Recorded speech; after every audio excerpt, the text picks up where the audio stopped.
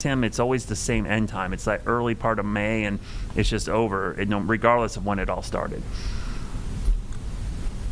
It's kind of like when people ask me, is it going to be a hot summer? And my answer is always, it's always a hot summer. Yes. And if they say, is allergy season going to be bad? It's always bad. Yeah. It's just a matter of how bad or how long, I guess, it lasts. Hey, if we have a quick second, we're tracking the radar here. This is a little outside of both of our areas. Very cool. If you're watching, you probably like the weather. We can show it to you in a few ways. This is looking at the Raleigh radar right now, and what we're looking at, this obviously sticks out like a sore thumb, but here's this line coming in. It's the cooler air approaching from the north and from the east. Yep. So it's basically part of the cold front there that's moving in, and we saw this earlier in Virginia, where they're already down into the 50s with that cold air off the Chesapeake, basically. But most of the rain showers look to be behaving and forming on the cold side of that front. So pretty cool when you can see it on radar. And Brad, I wonder if that would be kicking up any pollen in the air as well. Sometimes that can happen in these outflow boundaries or cold fronts. Yeah, I guess that probably a lot of what you're seeing on the radar is either dust or pine pollen. That's why it shows up so well. But Tim, just to your point, on one side of the front, it's 63 up in Hampton. I guess is Halifax, Northampton Regional Airport, 63. And then down here towards Wake Forest, which is the Lewisburg Triangle North Executive Airport, it's 81. So, and that's without rain and clouds. That's just the temperature conjure. That's almost a 20-degree drop on either side of that. I think a lot of folks, because we have opening night for baseball here, people went to these games. They're playing the Durham Bulls, by the way, so the Durham fans are down here as well. They went to the game in the 80s. If you didn't bring a light jacket for you, by the end of this game, it's going to be dropping off pretty quickly. Oh, boy. Hey, we showed you that Danville camera up in Virginia a second ago. It was 81 there at 5:40. Now it's 63. So they've fallen about 20 degrees in a little over an hour. Yeah. So, and how many times have we been giving these temperature stats over the last couple of weeks? These big drops just keep on happening. So it's been a pretty impressive couple of weeks if you're a weather geek, for sure. Yeah, I can't wait to see the final numbers for March. It's going to end up being a warm March overall, but it'll be curious to see some of the extremes, like the hottest and coldest and some of the 24-hour changes. So thanks, Tim, for supplying some graphics tonight. We lost all ours down here. We'll effort them to see when we get them back, but it's a Friday. The computers they took the day off. They left work early, too, just like everyone down here. All right, everybody, have a great weekend. Please be safe out there with that high fire danger this weekend, and be prepared for that frost on Sunday morning, everybody, if you have tender vegetation. We've got more news coming up after the break.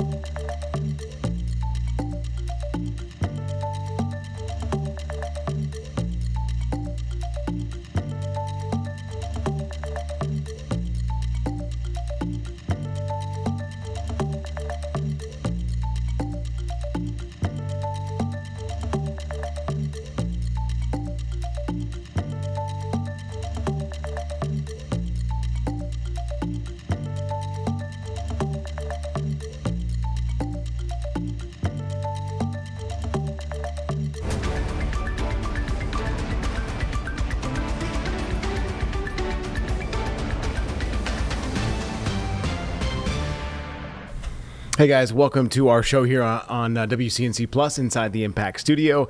I am Colin Mayfield, and in fact, in the 2 o'clock hour on WCNC Plus, we had for you that Tiger Woods was involved in a rollover crash. We now know more information on that. Let's go to the sheriff's office in Jupiter, Florida, to hear more. The door of the car and was identified to be Mr. Tiger Woods. Our DUI investigators came to the scene here, and Mr. Woods did exemplify signs of impairment. They did several tests on him. Of course, he did explain the injuries and the surgeries that he had. We did take that into account, but they did do some in-depth roadside tests. And when it was determined, he was placed under arrest and taken to the Martin County Jail. At the Martin County Jail, and even on scene, we really weren't suspicious of alcohol being involved in this case, and that proved to be true at the jail. So Mr. Woods did a breathalyzer test, blew triple zeros, but when it came time for us to ask for a urinalysis test, he refused, and so he's been charged with DUI, with property damage, and refusal to submit to a lawful test. In the crash, no one was injured. Mr. Woods did not seem to be injured at all, and the other gentlemen were not injured. But this happened a few hours ago, so I've given you the information that I have right here, right now. So with that, let me kick it to you for questions. I'll answer what I can answer. Just to be clear, they're both going in the same direction. Tiger was coming up behind the guy in the pickup with the traffic cleaner. So the question is, were they both going the same direction? Yes. Both of them were in the 280 block of South Beach Road, driving northbound. The truck pulling a trailer was trying to slow down and pull over, and Mr. Woods was overtaking him at a high rate of speed before he clipped the back end and rolled his vehicle over on the driver's door. How many times did he roll over?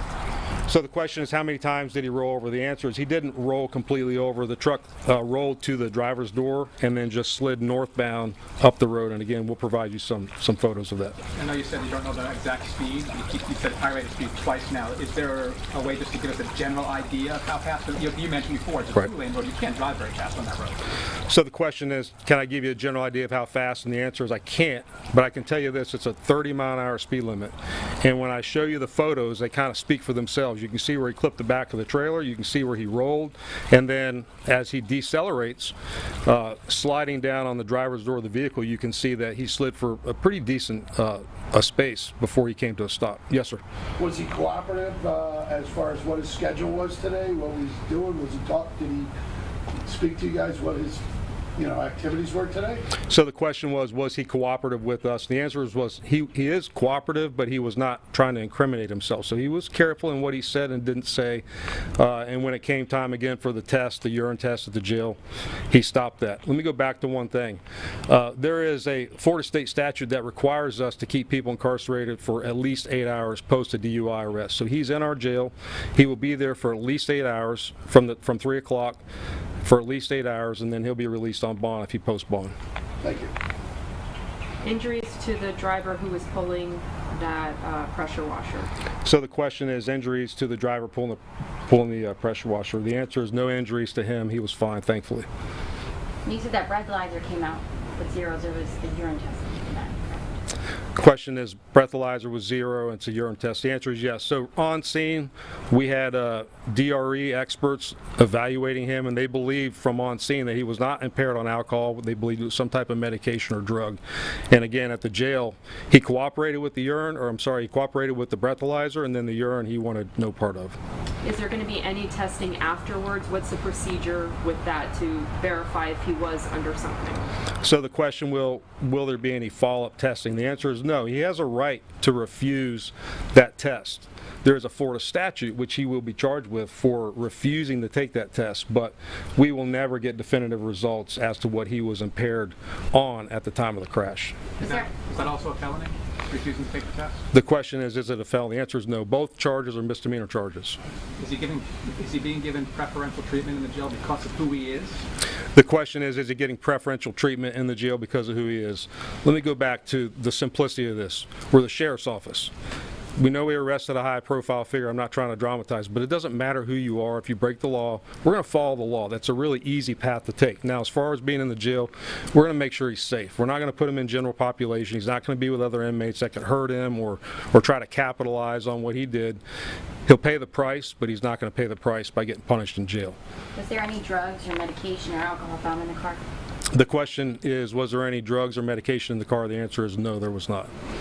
Was he injured? The question is, was he injured? And the answer is no, he was not injured. Again, he was lethargic on scene, but that, we believe, was because of what he was intoxicated on. Was anyone else in the car with him? The question is, anyone else in the car? The answer is no, he was alone in the car. And was he wearing a seatbelt?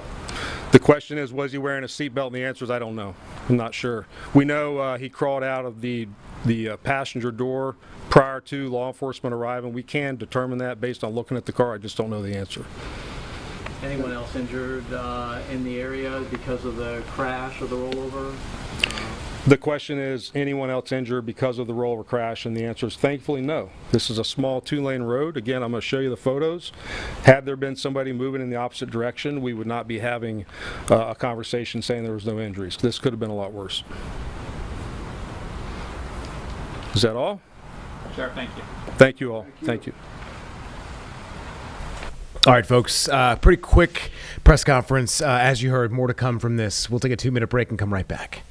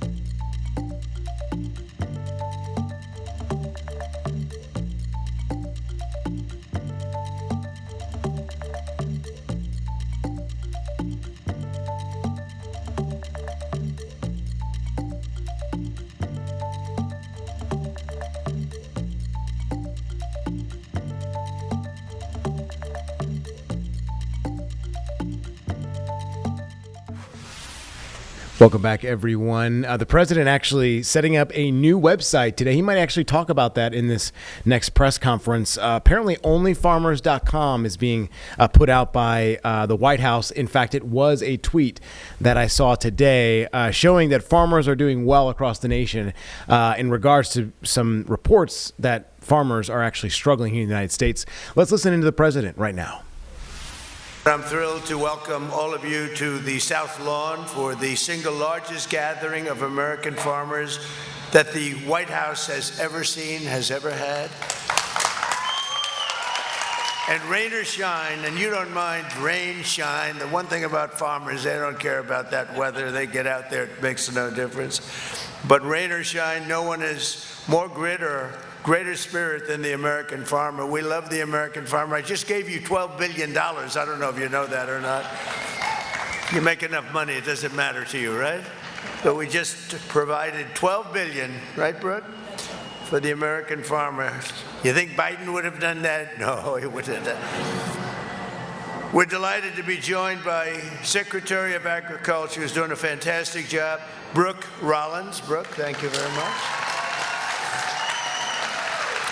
Secretary of Health and Human Services, Robert F. Kennedy Jr. Robert, Bobby. EPA Administrator is doing such an incredible job. He's getting those costs down for you, and he's always protecting the environment, but he does it quickly. A real superstar, Lee Zeldin. Lee Zeldin.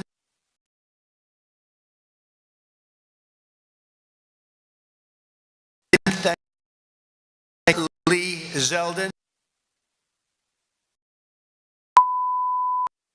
Frank Lucas, Tracy Mann, Zach Nunn, Adrian Smith, and Derek Van Orden. They're all out here. They want your votes desperately, desperately.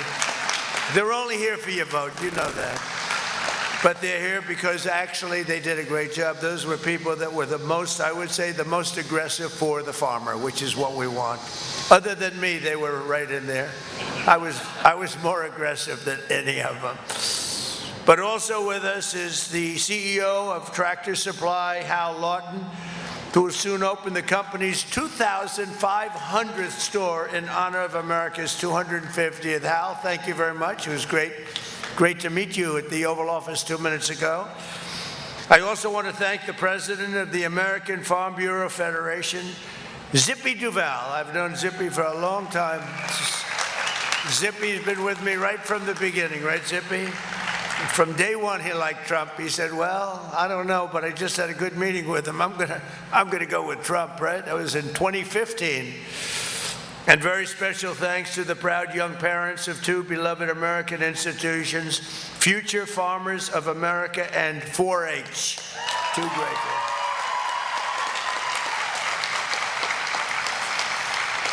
For 4 disastrous years before I took office, Sleepy Joe Biden and the Democrats in Congress crushed America's farmers with the worst inflation in the history of our country.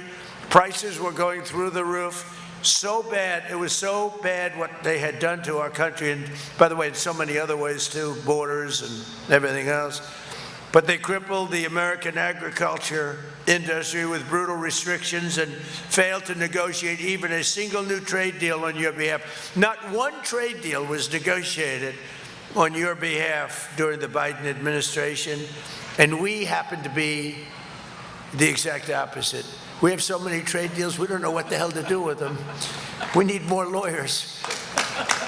But now the American farmers, ranchers, growers, and producers once again have a true friend and champion in the Oval Office. And in my first year back in the White House, farm income has soared by 20% very quickly. I repealed the Biden EPA's ridiculous water restrictions. You had water restrictions that gave you everything but water. Yet it needed a little water. They wouldn't give you it. It was crazy. To keep federal bureaucrats off your land and out of your pockets, it's a big deal. With the help of Republicans in Congress, we passed the largest tax cuts in American history. Already 45% of filers have taken advantage of our new tax provisions with an average refund so far of almost $5,000, a record. In fact, we passed them and people are just starting to see how important they are. It's amazing what's happened. The numbers are, they're reporting that it's much more money than I thought. I tell you, I call it the Great Big Beautiful Bill. Is a great big beautiful bill, and it's especially in terms of your tax refunds and your taxes, because it's the lowest tax we pay. It's the biggest tax reduction in the history of our country. It's also the biggest regulation reduction in the history of our country, which as farmers, you know what that means. It means a lot of good things. We made the small business tax deduction permanent, benefiting 98% of America's farmers and ranchers. And thanks to bonus depreciation, farmers can now deduct 100% of the cost of new tractors and all equipment in the first year. In other words, you buy a tractor, you deduct the whole price. Normally it goes over a 38-year period. This is slightly better. You got these tiny little deductions that weren't even worth it. Now you can do it at one time. Only Trump could have gotten you that one. That was a big thing. And in the first term, you know, we had the greatest economy in the history of our country in the first term. We are blowing them away right now. And by the way, we're doing really well in Iran, just so you understand. You know, I mean, how good is our military? How good is our military? Very importantly, we saved 2 million American farms from extinction by virtually ending the unfair estate tax. We've ended the estate tax, or as they call it, the death tax, and you can now keep your family farms in the family. We had a problem. See, these are all people that are clapping that love their children. If they didn't love their children, they wouldn't care about what I just said. But most of you, does anybody not love your child? Because that would be the one person that would have clapped the other way. No, it's a big thing. I would see farmers, and they pass away. They love their life. They love this. There's something about a farmer, maybe more than anybody else. They love that. They love the soil, and they love their farms. And they'd pass away, and they'd have wonderful children, and the children would get hit with this massive tax bill for the value of the farm. Sometimes the farm is very valuable, but the cash isn't so readily available. And they'd go out to a bank and they'd borrow money, and they'd borrow and borrow and borrow to pay the tax. They'd be working for 20 years to pay it off. If they had a bad season, they'd lose their farm. We lost it many, many times. And you'd have actually many, many suicides over it. They would actually commit suicide because they couldn't stand the concept of losing their family farm. And I ended the death tax, or the estate tax, on family farms and small businesses. So I think you're appreciative of that. It was a terrible thing. It's too bad that so many people in the past couldn't have taken advantage of it, because it would have made a lot of happy people out of people that really have had a miserable life. When they lose their farm, they're never the same. They're never the same. And I hope our farmers never forget that every single Democrat in Congress voted against all of the provisions I just mentioned, including the estate tax. And Republicans, all of these Republicans have stood strong and fought hard and gotten it. But the Democrats voted against every single provision that I just mentioned, including the tax reductions and including, frankly, the estate tax. But we delivered. The Republicans delivered for the farmers, and it was not easy because the opposition to farmers by Democrats is very strong. Thanks to our trade deals, you're now sending over $40 billion in American soybeans to China. I want to thank President Xi of China, because we had a deal at 20, and I said, could you do me a favor? It's a big place. Could you double it? And he said, what are you talking about? I said, could you make it 40 instead of 20? And he overrode all of his people. He said, all right, I'll do it. And you got 40 instead of 20. So now you go out and buy bigger tractors. What can I tell you? Remember when that was announced, everybody was surprised. Everybody thought it was going to be 20. He was very good. But the American soybeans are now being shipped to China in record amounts, and we expanded markets for American beef, dairy products, biofuels across Asia, Europe, South America, like we've never had before. Our farmers and agricultural producers do not want handouts. They really don't. The farmers come to my office a lot, and they just, sir, please just give us a level playing field.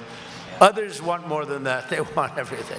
The farmers want a level playing field, and I talk about it all the time. That's all they want, because you were just the last 4 years before this one, before our great first year, we have records in so many categories. But during the past administration, you were treated really badly, and you were treated badly by the world because you had nobody that cared about defending you. But you want that fair shot and a level playing field, and I'm giving that to you, and I think I'm actually giving you much better than a level playing field. I'm giving you a field that goes like this. Makes it a lot easier for you, the things that we've done. And to further help farmers recovering from the Biden catastrophe, we use money taken from tariffs. The tariffs, we've taken in hundreds of billions of dollars from the tariffs. And as I said, we gave you $12 billion in farm relief. And that happened just recently because you were hurt by certain countries unfairly. And I said you were unfairly hurt, and we gave you $12 billion. And that made up for it. I'm also asking Congress to quickly pass the new farm bill, and today I'm promising to request additional farm relief for our great patriots in the next funding bill. So we have you taken care of in both instances, and we're pushing very hard for the new farm bill.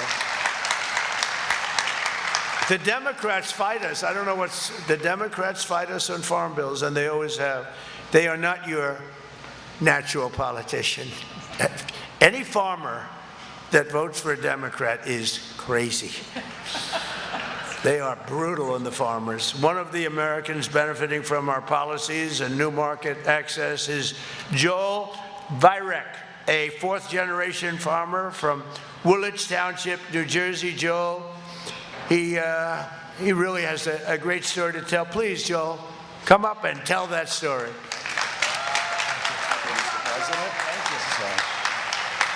I just want to say thank you, Mr. President, for the opportunity to speak today and for having this event and inviting us all here. Yeah, I'm a vegetable farmer from Woolwich Township, New Jersey. We farm a few hundred acres where we specialize in Jersey fresh tomatoes. I do that along with my family. Also, I guess most importantly today, as you spoke about the Farm Bill, I just urge Congress to pass the Farm Bill. It's vital to everything that we do. Everything from financing to crop insurance, and it's vital to the USDA and the farm credit system. Also, we appreciate the bridge payments, your policy on trade, everything. It's going to help strengthen what we do. So I just want to thank you again for just everything you're doing to make America great again.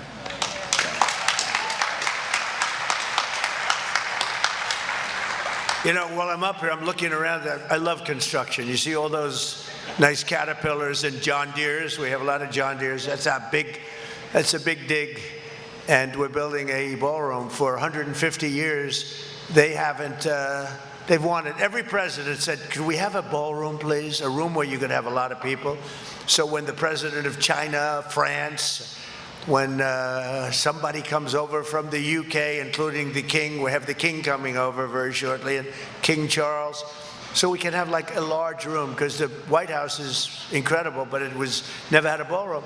And we're building, that'll be the finest ballroom anywhere in the world when it's completed. And I'm just looking at the construction. In fact, if you don't mind, I'll walk over there and look for a little while. Then I'll come back and I'll continue to speak. I love construction. I love building beautiful things. But you're going to have something very, really tremendously. And thank you, Joel. And every day we're looking for new ways to support our farmers, reduce your costs, and to help lower the price of food for the American family. Last month, we issued a major new rule declaring that farmers have a right to repair your own equipment. Can you believe that one? And that action will save the typical farmer up to $30,000 on major repairs. I mean, I heard about this. I said, you got to be kidding. You don't have the right to fix. These guys can fix anything, but you didn't have the right to fix your own equipment. We ended that rather quickly, and now you do. And I did another thing, and I'll explain it in a second, because we had a ridiculous Washington restriction called the so-called diesel exhaust fluid requirement. Do you know about that? It was a basic disaster. Today, we're announcing new guidelines drastically limiting these ridiculous DEF rules, saving farmers and consumers billions and billions of dollars. And when I was in Iowa recently, I met a man who was the chairman of John Deere, great company. And I asked him, I said, could I ask you a question? We cut a lot of the restrictions, almost all of them, on cars. What have we done for tractors and trucks and different things that you use on the farms? He said, sir, they never got to us. They never did that.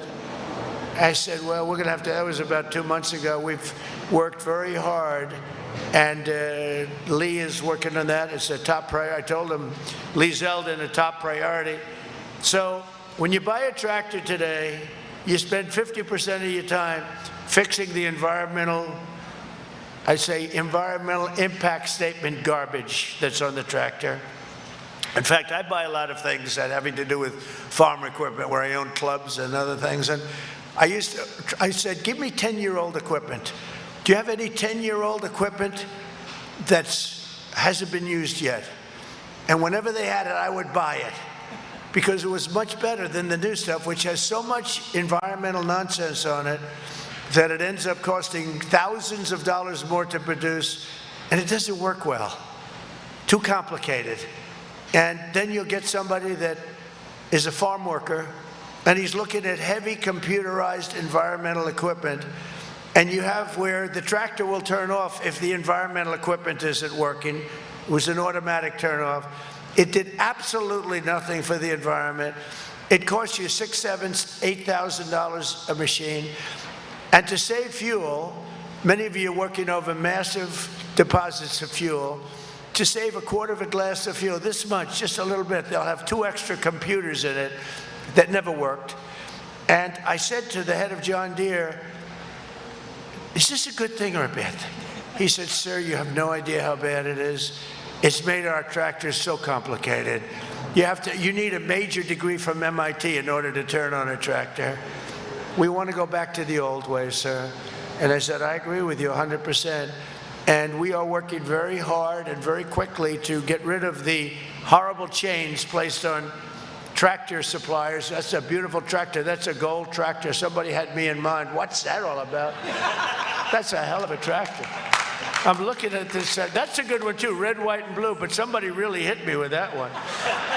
That's beautiful. Well, but so we are going to be, Lee, I think we can say, I know you're in the process, cutting out massive amounts of nonsense that are mandated to be put on your tractors and all of your trucks that costs you a fortune. And I know that they're going to do this, and I asked him, you got to promise me one thing. You're not going to take it in profits. You're going to lower the cost of a tractor. I want you to lower the cost, and if they don't lower the cost, you'll let me know, and I'll have to do a big number in those companies, okay? Because they're going to be able to very shortly produce a bigger, better tractor at substantially less money. It's going to be better. It's going to be a better tractor at substantially less money. It's going to be more reliable. It's not going to be turning off every 15 seconds because the computer went haywire that you don't need. You're going to have a better tractor for less money, but I want John Deere and Case and all of their great companies, Caterpillar, I want all of them. Got a lot of Caterpillars in there all over the place. I look forward to seeing them later. But I want these companies to give it to you in the form of lower tractor and equipment costs. And I think it's going to have a huge impact. And Lee, when you do this, I really want you to mandate to the companies to sell the equipment cheaper, not to get the same price and make a spread of, could be $6,000 or $7,000 a machine. So we'll work on that together, okay? Thank you very much, everybody. I think it's going to be a great thing. We're working on it very hard. So Americans love our farmers, and to make it easier for consumers to choose products raised by ranchers like Michael, we recently announced a brand new food label. It's Product of the USA. I love that. Product of the USA. We have another one called Made in the USA. That's better for a car. I like US product for the USA. I hadn't heard that, but it's good. They want the USA product. When Americans see those words in grocery stores, they'll know that it was raised, harvested, and processed by the greatest farmers and ranchers anywhere on the face of the earth. You are the greatest. Nobody even close. Just like we have the greatest military, we have the greatest, most powerful military in the world by far. We have the greatest farmers also. Thanks. And thanks to your hard work and incredible productivity, we're slashing the prices of key staples for American families. The cost of cheese, butter, potatoes, and fruit, many, many other products is lower today than when I took office. Eggs are down, as an example, 60% from when I took office. And we have others coming down, and beef is starting to come down. Beef was an amazing thing. I was told by Brooke, I said, I don't really believe it. They wanted to have less cattle in the country for environmental reasons. You know what I'm saying? Do you know what that means? Can you believe it? Who would think of this? These are sick people. No, they want less cattle for environmental reasons. It has something to do with gas permeating throughout the air. And we actually, and that's what happened. And these, the number of cattle was way down. I said, what happened? They were mandated, they were restricted for that reason. These people are crazy. But anyway, we got rid of that one too. That was an easy one. You know, if I said this 10 years ago, 15, 20 years ago, people wouldn't even believe what I'm saying. It's like men playing in women's sports. Would you believe we have an argument over that? Men playing in women's sports. Did you ever see the weightlifting record? It stood for 19 years. Women, great women athletes, they get up there. And then a man came along who happened to transition, and the record was broken by 119 pounds. And he was a bad weightlifter. It's true. He was a failed male weightlifter. He shattered the record. I would say that's not good. So we're bringing all that back to normalcy too. And look what happened at the Olympics. The Olympic Committee, the heads of the Olympics just announced there will be no men playing in women's sports. Who else could have done that? You think that was easy? That wasn't easy. That was not easy. It's probably, you know, they say it's an 80-20. No, I think it's a 99-1 issue, and nobody can find the one. To help lower gasoline prices for farmers and consumers, this week I issued an emergency order to allow immediate sales of E15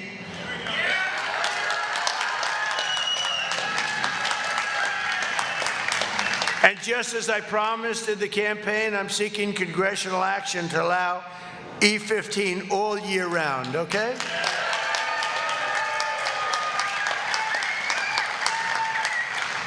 And I'm trusting Speaker Johnson and Leader Thune, they're two good men. I'm trusting them to find a deal that works for farmers, consumers, and refiners, including small and mid-sized refiners.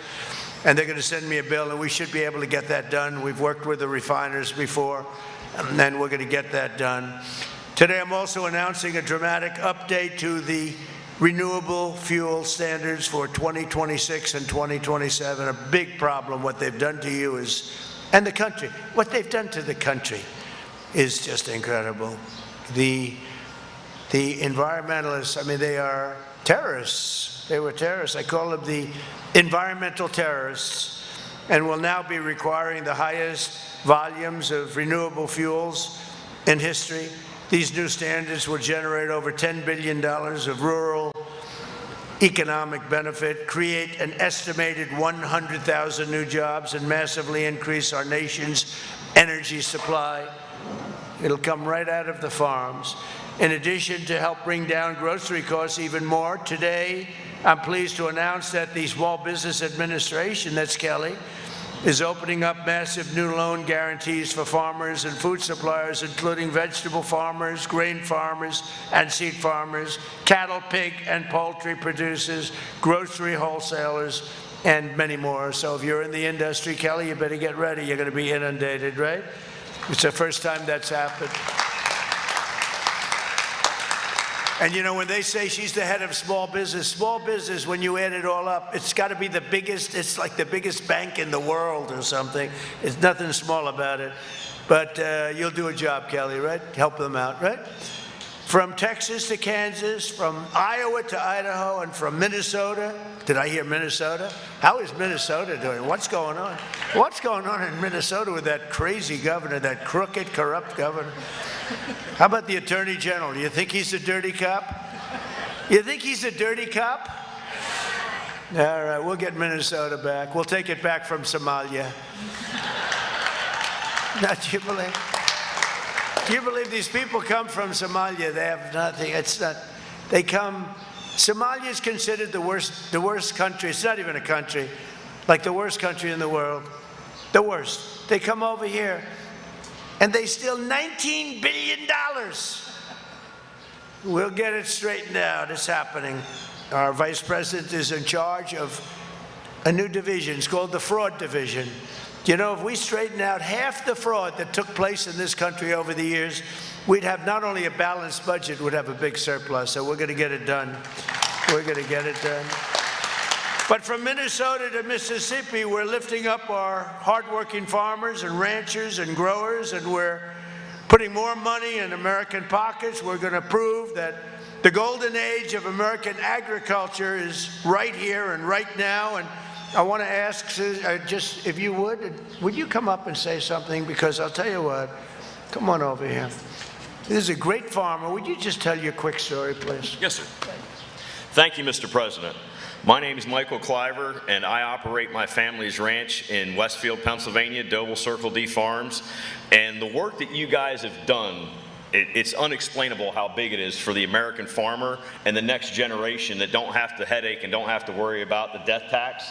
It's astounding what you guys have done. It's absolutely spectacular. And also the working family tax cut policies, that allowed us to get my daughter a Trump account. And we can teach her fiscal responsibility, compound interest, and investment, and plan for her future.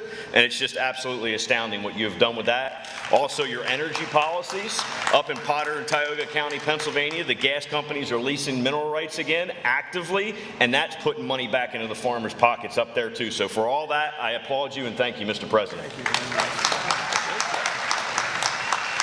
I'm glad I called him up. I didn't know who the hell he was. He's standing up. You know, he's standing. We went through one, and I said, there's another guy, but they don't have anything about. But you did, it's an extremely good job you did, huh? Wow. Thank you very much. I do want to say, do you mind if I step over here and just look at that tractor for a second? Because I assume it's a gift to me. That's crazy. It's beautiful. Oh. That is really something. Well, thank you very much for the gift. I appreciate it. Oh, boy. Can you imagine if I accepted that gift, what they would do? A Democrat can accept. We're not allowed to accept. No, but that's a beautiful machine. We make the greatest machines. That's a beautiful, beautiful machine. I'd like to ask a very special woman to step up. You know, Brooke, I always said, could run any company in the world. She could run these big companies. She's a great executive. And we've talked about it. My wife's actually said, you know, Brooke could be an executive anywhere. That doesn't mean you're leaving, okay?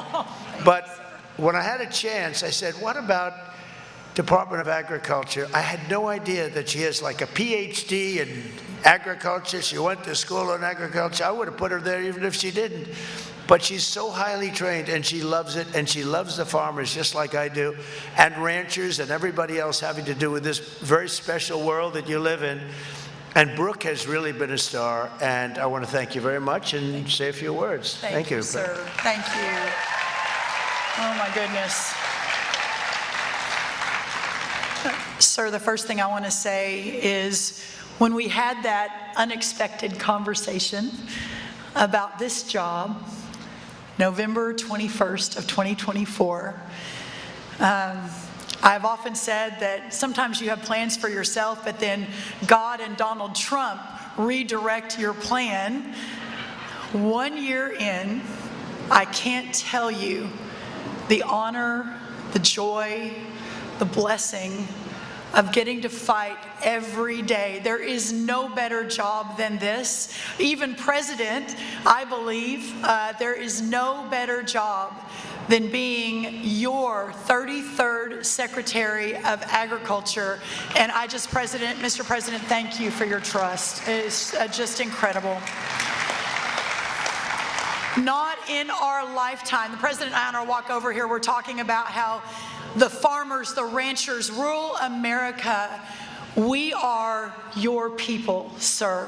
From the moment he came down the golden escalator to today, no one has stood more proudly, more strongly, more courageously for this man, this transformational president at this moment in our country's history than you all, our farmers and ranchers. I want everyone to get to their feet and just thank him for what he has done for our community, for our farmers and ranchers.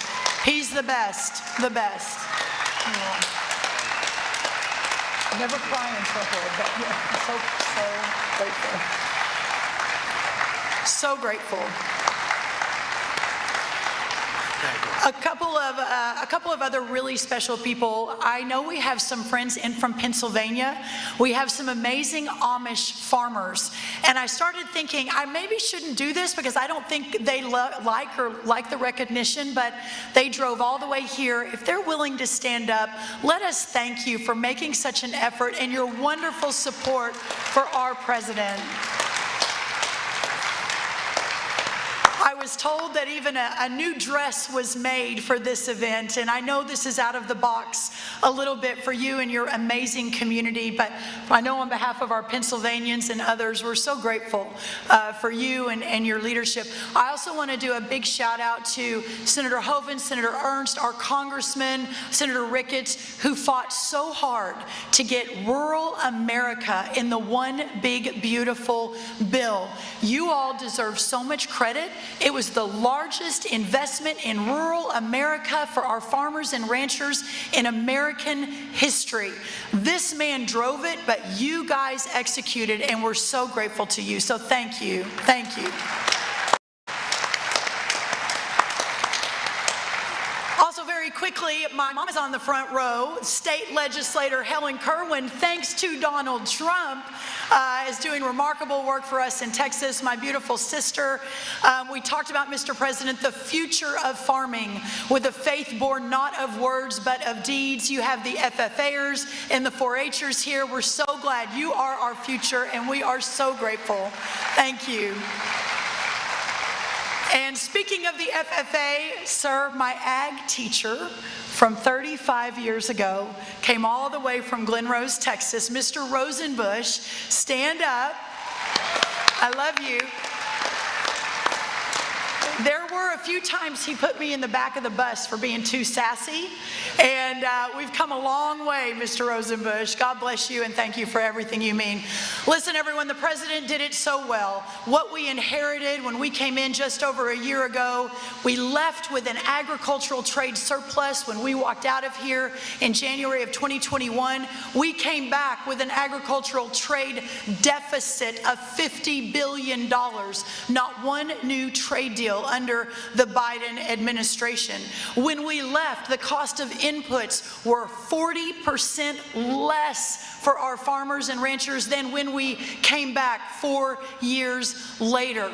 We inherited a mess, but this president understands that there is no more American of the Americans than our farmers and ranchers and the pioneering spirit that you all represent. And today on the South Lawn of the White House, to have the largest gathering of farmers in American history at this White House is historical. It will go down in the record books. I believe this president will be remembered as the president and our administration with Bobby, with Lee, and with Kelly, who are all here, my best friends from the cabinet, across the cabinet, as the moment in American history where we reversed the trend, where we stopped losing family farms, where we fought for rural America because it is the very, very best of who we are. And that began with this president, with his leadership, and we just couldn't be more grateful. God bless you, Donald Trump. God bless America, and God bless our farmers and ranchers. Thank you all. Thank you, sir. All right, folks, going to take a quick 2-minute break. We'll come back to the president right after this.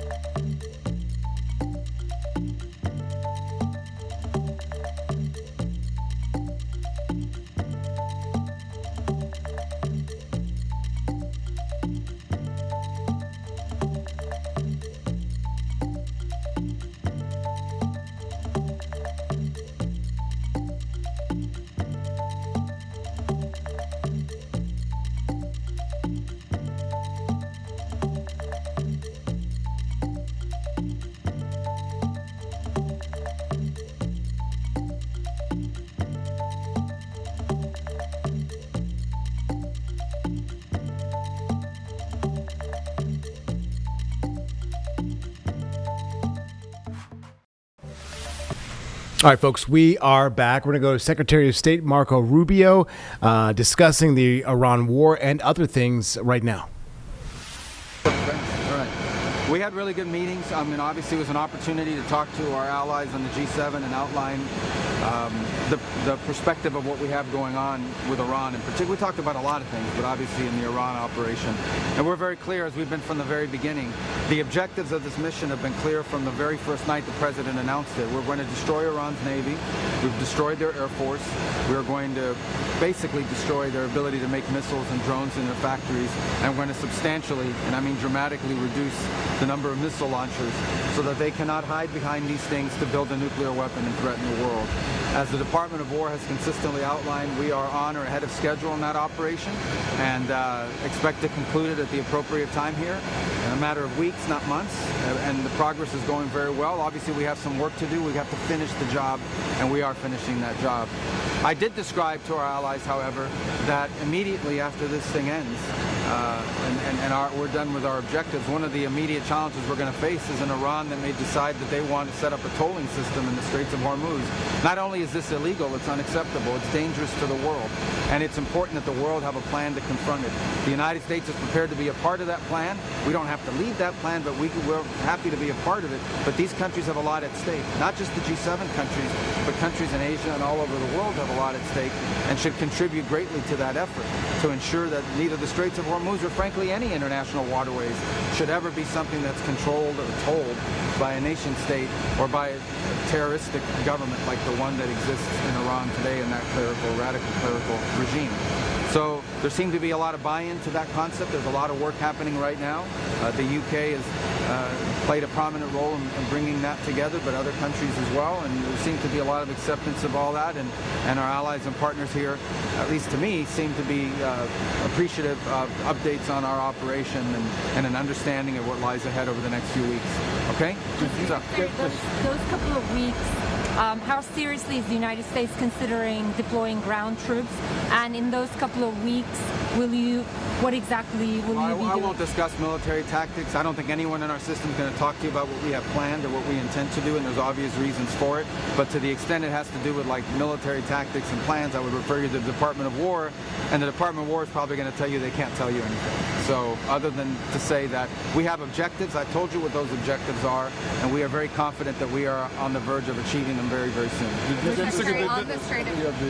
Any of the G7 were upset or off-put at all by the President's comments? They never act that way in front of me. Maybe they say that to you guys, and maybe they say that in other interviews or when they go in the press, but not in front of me they don't. I never get that. On the contrary, these meetings are oftentimes about thanking America for the role we've played in trying to bring peace in Sudan. The recognition that the President played a key role in ending what was happening in Gaza. Recognition of the role we've played in stabilizing Syria. Recognition, despite what they may have said in the press, that what we did in Venezuela was good for the world and good for our region in the Western Hemisphere. A recognition of the role we've played in setting up, along with others like Canada, the gang suppression force in Haiti.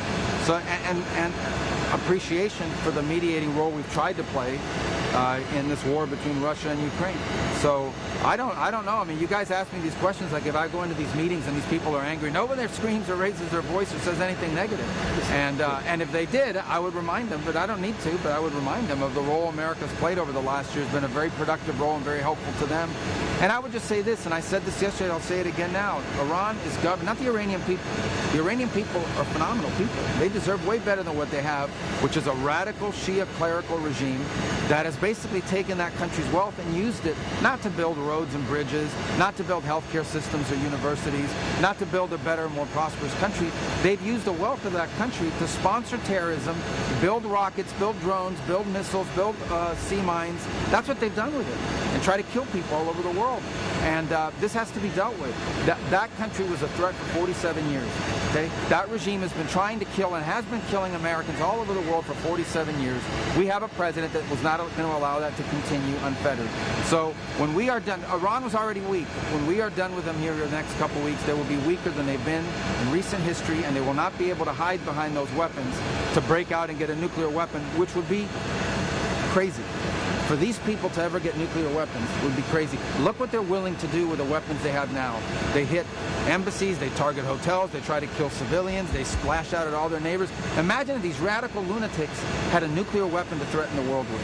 Secretary of Russia-Ukraine, you tweeted out that you conveyed the president's commitment to a ceasefire and negotiate a settlement. Is ceasefire back on the table now? In where? In Russia, Russia-Ukraine. Yeah, we always want to see the end of that war. I don't know why that's been a question. You know, the last meetings we've had on it were last Saturday in Miami, where Steve and Jared met with the Ukrainian side. There are no meetings scheduled as of now. Obviously, you know, that war that goes on and it continues, and it's a very unfortunate war. The loss of life there is tremendous. The Russian side in particular is losing, I think they're losing now more soldiers than they're recruiting. But it's you know, we're ready. We're ready to play whatever constructive role we can to bring that war to an end. But obviously there are a lot of other things going on in the world as well.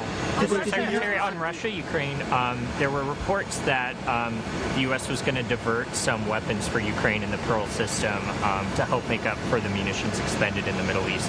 Is that accurate, and is that a message you communicate? Well, it hasn't happened yet. Nothing yet has been diverted, but it could. I mean, frankly, it's not diverted. These are not diverted weapons. These are our weapons. These are sales. These are military sales through Pearl, paid for by NATO. And so the question at some point is, if we have a need, let me be clear, if the United States has a military need, whether it is to replenish our stocks or to fulfill some mission in the national interest of the United States, we're always going to come first when it comes to our weapons. I think that's true of every country in the world, unless they're a country that doesn't want to survive. So I don't have anything to announce. It's not like I can tell you that that's happening right now, but it could happen, and it could have always happened.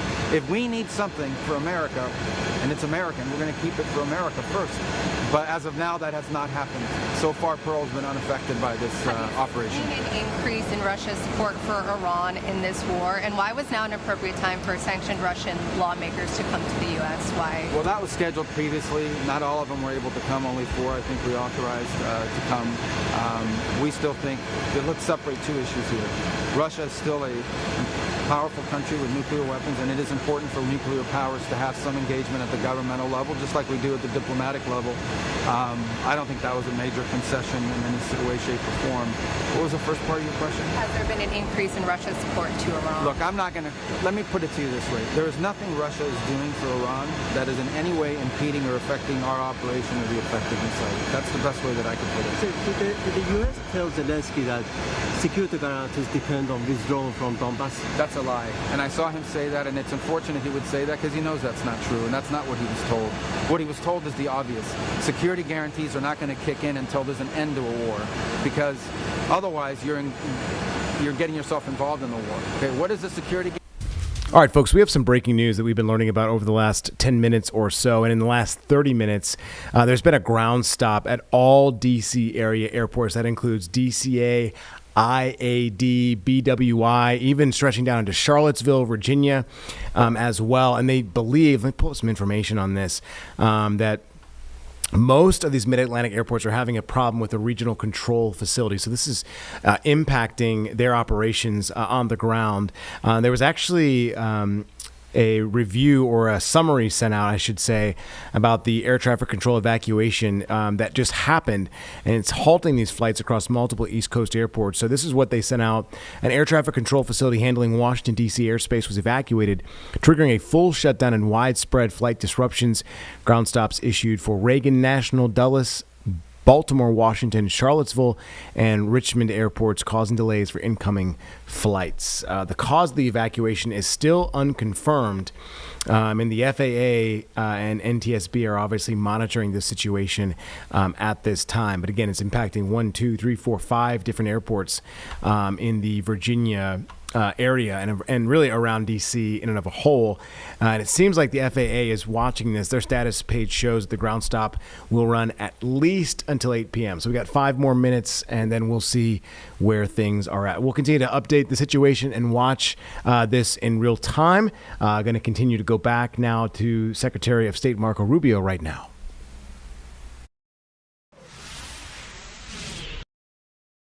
Talk to our allies on the G7 and outline the perspective of what we have going on with Iran in particular. We talked about a lot of things, but obviously in the Iran operation. And we're very clear, as we've been from the very beginning, the objectives of this mission have been clear from the very first night the President announced it. We're going to destroy Iran's Navy. We've destroyed their Air Force. We're going to basically destroy their ability to make missiles and drones in their factories. And we're going to substantially, and I mean dramatically, reduce the number of missile launchers so that they cannot hide behind these things to build a nuclear weapon and threaten the world. As the Department of War has consistently outlined, we are on or ahead of schedule in that operation and expect to conclude it at the appropriate time here in a matter of weeks, not months, and the progress is going very well. Obviously, we have some work to do. We have to finish the job, and we are finishing that job. I did describe to our allies, however, that immediately after this thing ends, we're done with our objectives, one of the immediate challenges we're going to face is an Iran that may decide that they want to set up a tolling system in the Straits of Hormuz. Not only is this illegal, it's unacceptable, it's dangerous to the world, and it's important that the world have a plan to confront it. The United States is prepared to be a part of that plan. We don't have to lead that plan, but we're happy to be a part of it. But these countries have a lot at stake. Not just the G7 countries, but countries in Asia and all over the world have a lot at stake and should contribute greatly to that effort to ensure that neither the Straits of Hormuz or frankly any international waterways should ever be something that's controlled or tolled by a nation state or by a terroristic government like the one that exists in Iran today in that radical clerical regime. So there seems to be a lot of buy-in to that concept. There's a lot of work happening right now. The UK has played a prominent role in bringing that together, but other countries as well. And there seems to be a lot of acceptance of all that. And our allies and partners here, at least to me, seem to be appreciative of updates on our operation and an understanding of what lies ahead over the next few weeks. Okay? Those couple of weeks, how seriously is the United States considering deploying ground troops? And in those couple of weeks, what exactly will you be doing? I won't discuss military tactics. I don't think anyone in our system is going to talk to you about what we have planned or what we intend to do, and there's obvious reasons for it. But to the extent it has to do with like military tactics and plans, I would refer you to the Department of War, and the Department of War is probably going to tell you they can't tell you anything. So other than to say that we have objectives, I've told you what those objectives are, and we are very confident that we are on the verge of achieving them very, very soon. Did you think any of the G7 were upset or off-put at all by the President's comments? They never act that way in front of me. Maybe they say that to you guys, or maybe they say that in other interviews or when they go in the press, but not in front of me they don't. I never get that. On the contrary, these meetings are oftentimes about thanking America for the role we've played in trying to bring peace in Sudan. The recognition that the President played a key role in ending what was happening in Gaza. Recognition of the role we've played in stabilizing Syria. Recognition, despite what they may have said in the press, that what we did in Venezuela was good for the world and good for our region in the Western Hemisphere. A recognition of the role we've played in setting up, along with others like Canada, the gang suppression force in Haiti. So, and appreciation for the mediating role we've tried to play in this war between Russia and Ukraine. So I don't know. I mean, you guys ask me these questions like if I go into these meetings and these people are angry, no one there screams or raises their voice or says anything negative. And if they did, I would remind them, but I don't need to, but I would remind them of the role America's played over the last year. Has been a very productive role and very helpful to them. And I would just say this, and I said this yesterday, I'll say it again now. Iran is governed, not the Iranian people. The Iranian people are phenomenal people. They deserve way better than what they have, which is a radical Shia clerical regime that has basically taken that country's wealth and used it not to build roads and bridges, not to build healthcare systems or universities, not to build a better, more prosperous country. They've used the wealth of that country to sponsor terrorism, build rockets, build drones, build missiles, build sea mines. That's what they've done with it, and try to kill people all over the world. And this has to be dealt with. That country was a threat for 47 years. Okay? That regime has been trying to kill and has been killing Americans all over the world for 47 years. We have a president that was not going to allow that to continue unfettered. So when we are done, Iran was already weak. When we are done with them here in the next couple weeks, they will be weaker than they've been in recent history, and they will not be able to hide behind those weapons to break out and get a nuclear weapon, which would be crazy. For these people to ever get nuclear weapons would be crazy. Look what they're willing to do with the weapons they have now. They hit embassies, they target hotels, they try to kill civilians, they splash out at all their neighbors. Imagine if these radical lunatics had a nuclear weapon to threaten the world with. Secretary, on Russia-Ukraine, you tweeted out that you conveyed the president's commitment to a ceasefire and negotiate a settlement. Is ceasefire back on the table now? In where? In Russia, Russia, Ukraine. Yeah, we always want to see the end of that war. I don't know why that's been a question. The last meetings we've had on it were last Saturday in Miami, where Steve and Jared met with the Ukrainian side. There are no meetings scheduled as of now. Obviously, that war that goes on and it continues, and it's a very unfortunate war. The loss of life there is tremendous. The Russian side in particular is losing, I think they're losing now more soldiers than they're recruiting. But it's we're ready. We're ready to play whatever constructive role we can to bring that war to an end. But obviously there are a lot of other things going on in the world as well. Secretary, on Russia, Ukraine, there were reports that the U.S. was going to divert some weapons for Ukraine in the Pearl system to help make up for the munitions expended in the Middle East. Is that accurate, and is that a message you communicate? Well, it hasn't happened yet. Nothing yet has been diverted, but it could. I mean, frankly, it's not diverted. These are not diverted weapons. These are our weapons. These are sales. These are military sales through Pearl, paid for by NATO. And so the question at some point is, if we have a need, let me be clear. If the United States has a military need, whether it is to replenish our stocks or to fulfill some mission in the national interest of the United States, we're always going to come first when it comes to our weapons. I think that's true of every country in the world, unless they're a country that doesn't want to survive. So I don't have anything to announce. It's not like I can tell you that that's happening right now, but it could happen, and it could have always happened. If we need something for America, and it's American, we're going to keep it for America first. But as of now, that has not happened. So far, Pearl's been unaffected by this operation. Have you seen an increase in Russia's support for Iran in this war? And why was now an appropriate time for sanctioned Russian lawmakers to come to the U.S.? Why? Well, that was scheduled previously. Not all of them were able to come, only 4 I think we authorized to come. We still think, let's separate 2 issues here. Russia is still a powerful country with nuclear weapons, and it is important for nuclear powers to have some engagement at the governmental level, just like we do at the diplomatic level. I don't think that was a major concession in any way, shape, or form. What was the first part of your question? Has there been an increase in Russia's support to Iran? Look, let me put it to you this way. There is nothing Russia is doing for Iran that is in any way impeding or affecting our operation or the effectiveness of it. That's the best way that I can put it. So did the U.S. tell Zelensky that security guarantees depend on withdrawal from Donbass? That's a lie. And I saw him say that, and it's unfortunate he would say that because he knows that's not true, and that's not what he was told. What he was told is the obvious. Security guarantees are not going to kick in until there's an end to a war, because otherwise you're getting yourself involved in the war. Okay, what is a security guarantee? It is troops that are willing to step in and secure. If you put that in place now, that means you're injecting yourself in the war. What he was told very clearly, and he should have understood it, is that the security guarantees come only after there is an end to the war. But that was not attached to unless he gives up territory. I don't know why he says these things. They're just not true. What is the U.S. position on Donbass? We told the Ukrainian side what the Russians are insisting on. We're not advocating for it. We've explained it to them. It's their choice to make. It's not for us to make for them. We've never told them they have to take it or leave it. The role we have played is to try to figure out what both sides want and see if we can bridge the middle ground. The decision ultimately is up to Ukraine. If they don't want to make certain decisions or certain concessions, then the war keeps going. Same with the Russian side. If they don't want to make certain concessions to the Ukrainian side, then the war keeps going. We're going to continue to try to facilitate what is possible. If it's not possible, then the war will continue, sadly. Secretary, with the troops being sent to the Middle East. What do you have set up? Are you a court reporter? Oh, okay. The troops being sent. How come the rest of you don't have that? Go ahead. The troops being sent to the Middle East, sir. What role could they serve other than preparing the way for a potential ground invasion? And while you speak about several weeks, are you concerned that this could embroil the U.S.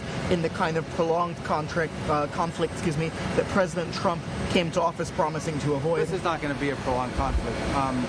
The objectives I've outlined to you, again, I repeat them, because I see these reports, it's like the U.S. is not clear on what objectives are. We've been as clear as you can possibly be from the very first night of what the objectives of this mission are. We're going to destroy their factories that make missiles and rockets and drones.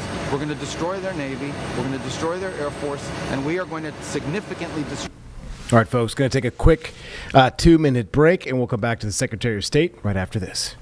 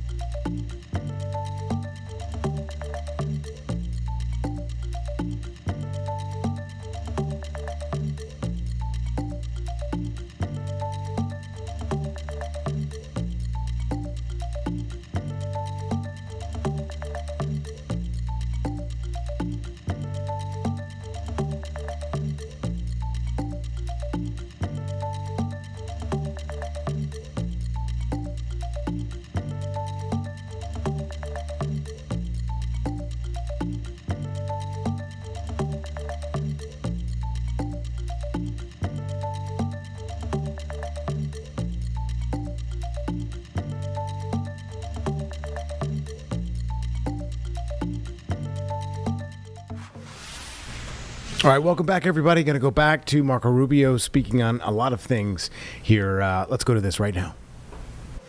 We are achieving all those objectives. We are ahead of schedule on most of them, and we can achieve them without any ground troops, without any. Now, in terms of why there's deployments, number one, the president has to be prepared for multiple contingencies, which I'm not going to discuss in the media. And again, I refer you to the Department of War, who will probably tell you the exact same thing. But we can achieve all of our objectives without ground troops, but we are always going to be prepared to give the president maximum optionality and maximum opportunity to adjust to contingencies should they emerge.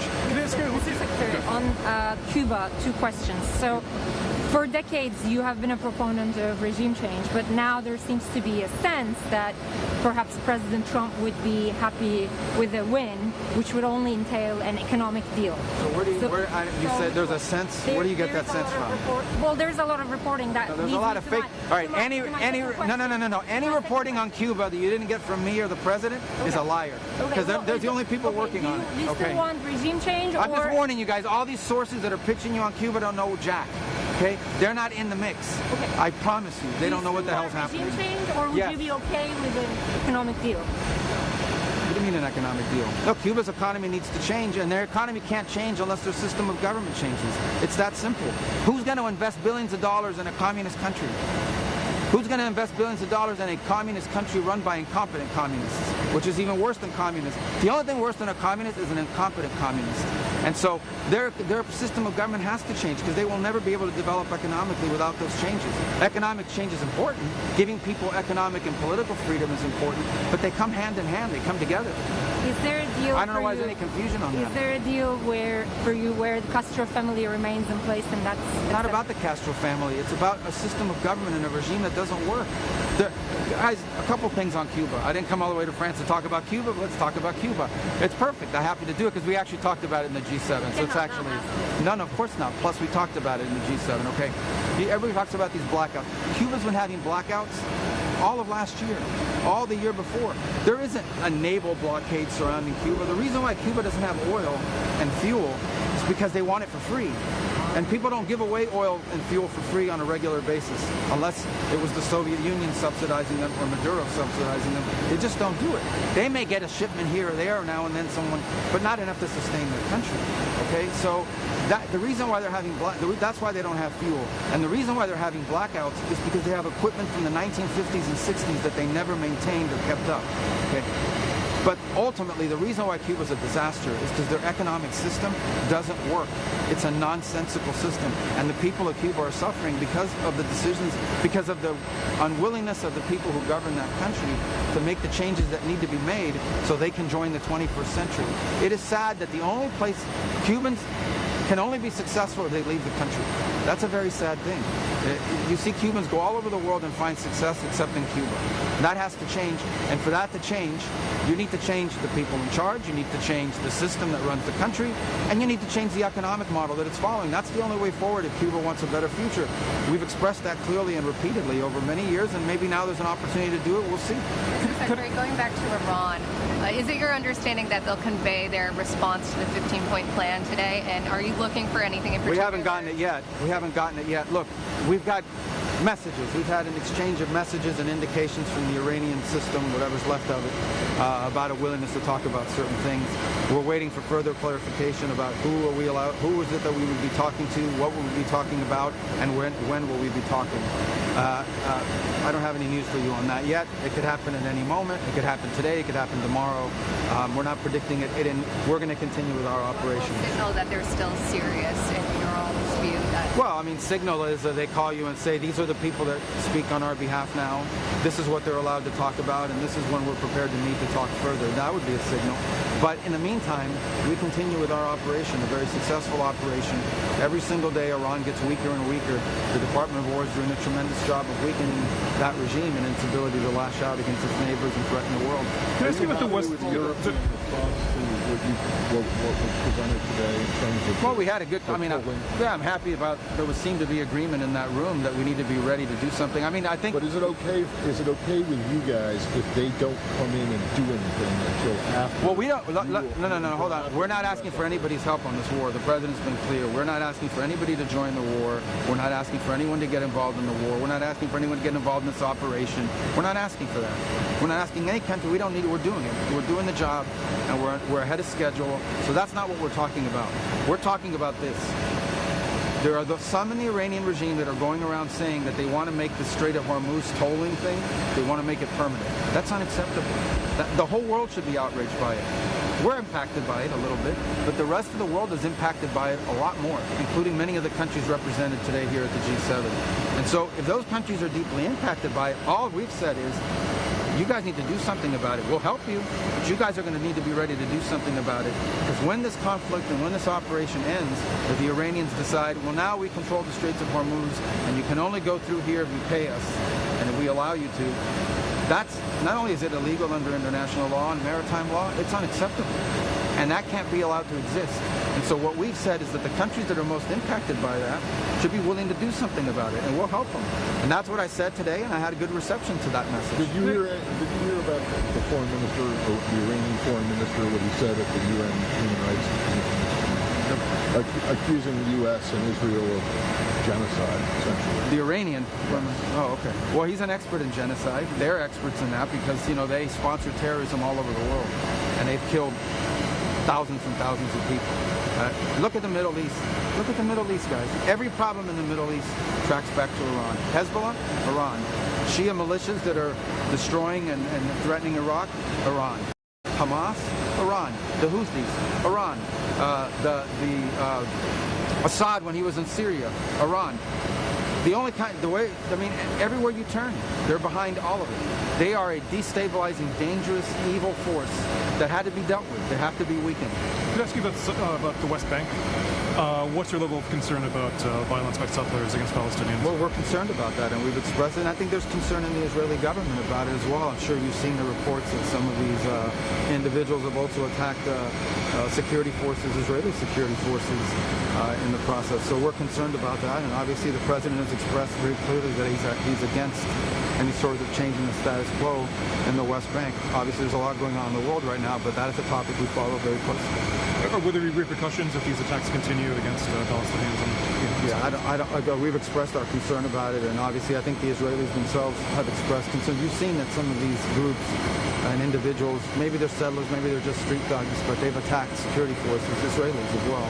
So I think you'll see the government there do something about it. The oil department office came up today about Chernobyl power plant repair fund.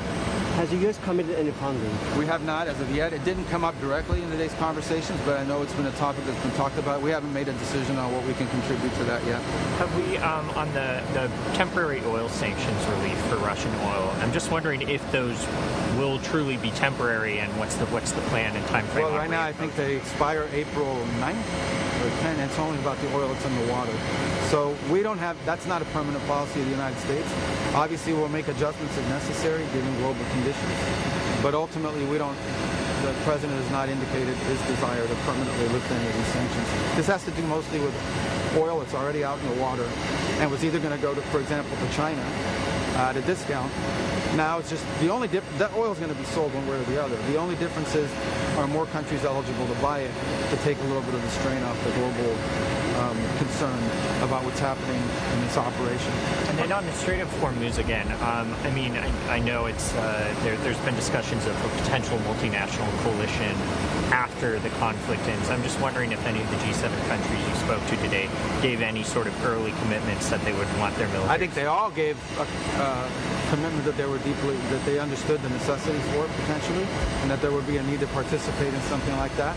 I think some of the confusion over the first couple weeks, maybe in the media, maybe in other forums, is this idea that somehow we were asking for that to start immediately. I think we've always viewed it as a post-conflict necessity.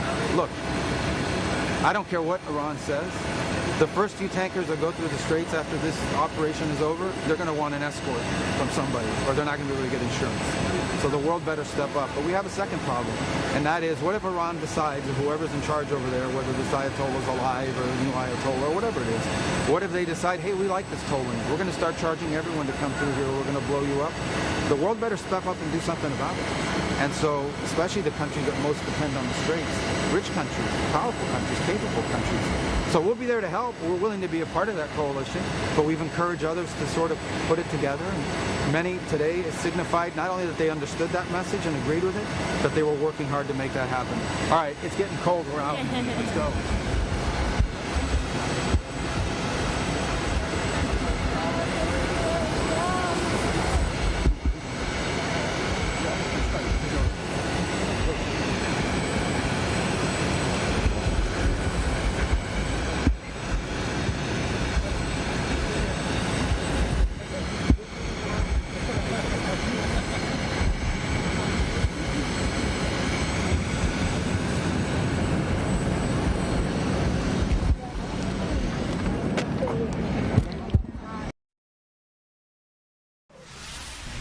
All right, folks, that came to an end. We're going to take a quick 2-minute break, and of course, we'll come back right after this.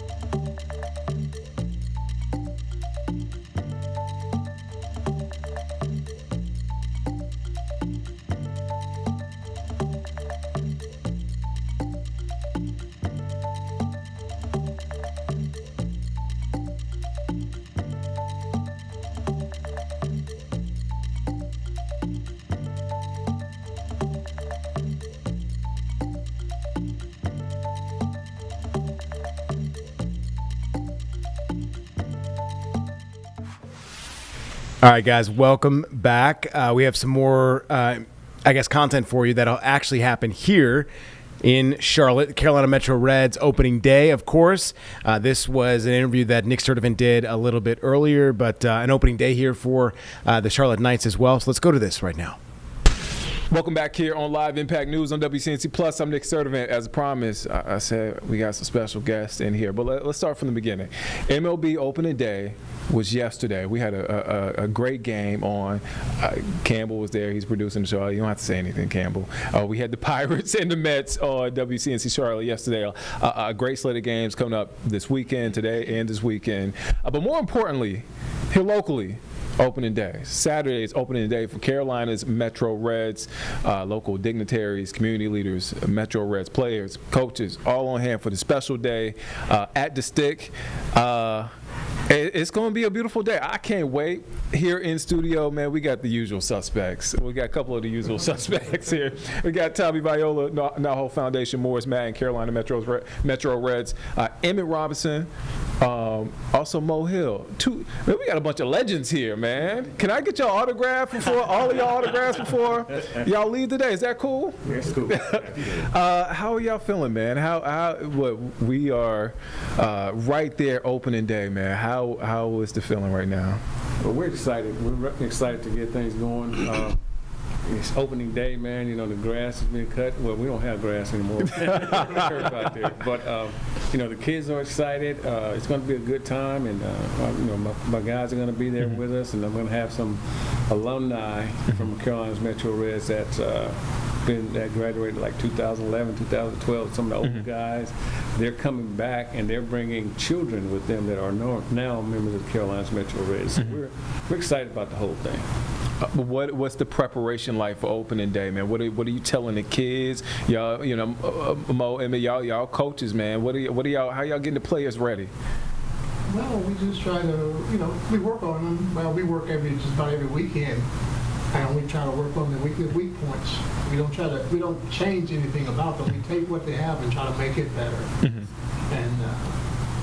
And the main thing is trying to get the kids to trust us and the parents to trust us. Because sometimes they don't trust us because they have to do some things on the side. But we know when they do because we notice it when they come back. We always get together and talk about it. Even with y'all, I mean, with the professional experience, playing ball at some of the highest levels, that's still a factor? It is. Oh, man. What's the best part about working with the players, with the young people?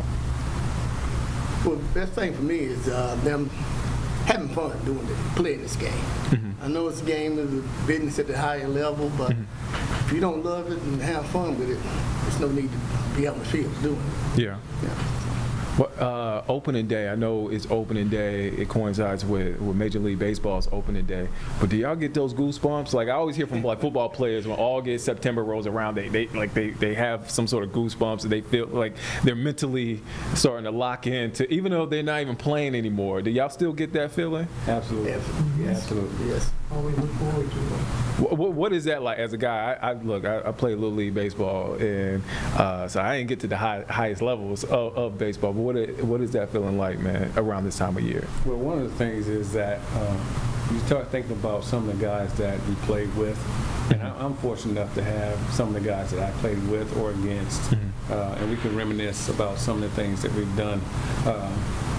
Hours upon hours of conversation about baseball and how it has impacted our lives and what we've done in the past. And, you know, like this guy right here, he's got over 40-something years of professional baseball on his belt. And we know a lot of guys.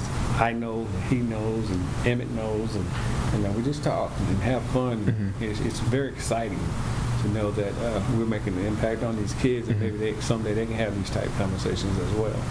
Man, how do those kids keep up with y'all? I'm not going to ask how y'all keep up with the kids, but how do they keep up with y'all?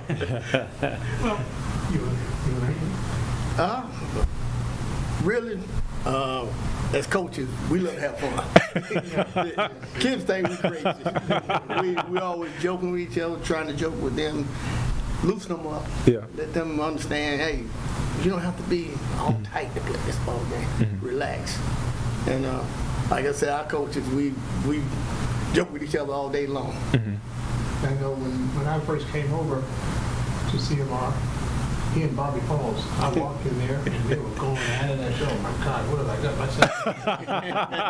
I was going to separate a fight instead of separating a fight between the kids, I thought I was going to separate a fight between the kids.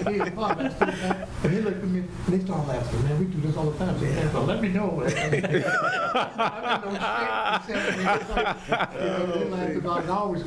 talking about it a couple of days ago. We had some kids there and we kept a couple kids over and had extra. And we sit there and we talked about it, we still laugh about it. And he was talking about having fun with the kids. I saw something Sunday when we finished up. We had, about 10 kids out there? Yeah. And they're out there around the pitches now. We were always talking about kids. Have fun, talk, get to know the guys next to you. And some of those kids, they go a whole summer and don't know the kid that they're next to. Get to know them. These kids out there laughing and talking. Me and Emmett, that's Emmett. What do you see on the field? He looked out there and said, I don't believe this. And they were laughing and talking. And that's what you got to get, not just from the coaches, from right on down through the T-ballers. You know, you got to have fun. I feel like as kids, you know, especially with sports, you get so locked in with competition, right? Being the best at position that you don't even think about. Man, I'm over here having a good time. I'm over here trying to make friends. Is that one of the things that you guys try to give them perspective on? Well, it's very competitive. When we're talking about younger kids, everybody wants to be a shortstop or a pitcher. But we have to remind them that, we all have shortstops. We all have pitchers. Everybody plays that position. So we're going to find out who's the best, and you probably need to learn another position to play if you're not as good as that person that's playing it right now. But we do try to keep them competitive and learning the game. It's a tough game. It's the single hardest athletic thing to do is hit a baseball. And the only thing that I know in life where you can do it 3 out of 10 times and make $1 million. So, man, you ain't lied about that, because I thought about that. I'm like, man, I'm thinking to myself, can I hit a baseball? I don't think so, man. I mean, y'all got me throwing out the first pitch. I mean, if the offer still stands, I thought, am I okay? I just want to make sure. I didn't want to throw that out there, and then I get there, and then, We'll loosen you up. Okay, all right, yeah. But I'm like, man, I don't want to be 50 Cent where I throw the pitch, and then it goes that way. And I'm like, okay, all right. So I'm never going to show my face again. Don't hit the mascot. Don't hit the mascot. Well, tell the mascot to go on the other side of the field. just in case, as safety. Do you see yourselves in these kids, especially on opening day? Is it easy for y'all to go back in time and say, man, I was that kid? Absolutely. Absolutely. Yep. I never played at the level that they're playing at. I mean, these kids, we often talked. I mean, me, Bo, and Emmett, and Bobby Falls, Reggie. We look at these kids. I mean, look around them. Look what they got in front of them. Look what they got out there. We had to go play where we could find a field. A lot of times, you couldn't find a field. I played more baseball in my front yard than a lot of guys played on the field. And we would always bring the kids there, and we play catch and throw the ball around and everything. And I said, man, these kids come over here, and everything is handed to them, and they don't want to take it. A lot of times, I don't think our kids understand what they got in front of them. Not only are the facilities, but the personnel that we have on our staff. And this guy was a triple crown winner in professionally, and Emmett was a 5'2" player. Bobby Falls was drafted 3 times. Reggie Barringer played at the professional level, and I was fortunate enough to play at the major league level. We got all this in front of them. Even Fred Wright, who was a scout for 32 years, is in the mix. So I think parents and kids need to understand that this is over 100 years of professional baseball in front of you, and that has accomplished at a high level. Don't make them feel old now. Don't look. Hey, man, I see what you're trying to do. I'm gonna throw you in there. I got about 4 years of Little League experience. So if you want to lump that in there, I mean, if that counts for anything. Like one thing I think that's so cool about what you guys do at the Stick, Carolina's Metro Reds, and also Naho Foundation, there's always something going on. Absolutely. I mean, man, y'all are always busy. Also, I know opening day is tomorrow, but also, can you talk about West Side Story? Yes. For those who don't know. I'm gonna let Tommy address that. Go ahead, Tommy. Tommy Viola. Well, first, let me just say, I'm sitting here with legends, right? So you don't have to ask me too many questions, but West Side Story is an amazing event that they started here a number of years ago, and looking forward to it. 3-day event, April 8th through the 10th. We'll have a pro-style workout one of the days. We'll have, Morris has gotten 8 teams from the West Charlotte high school area.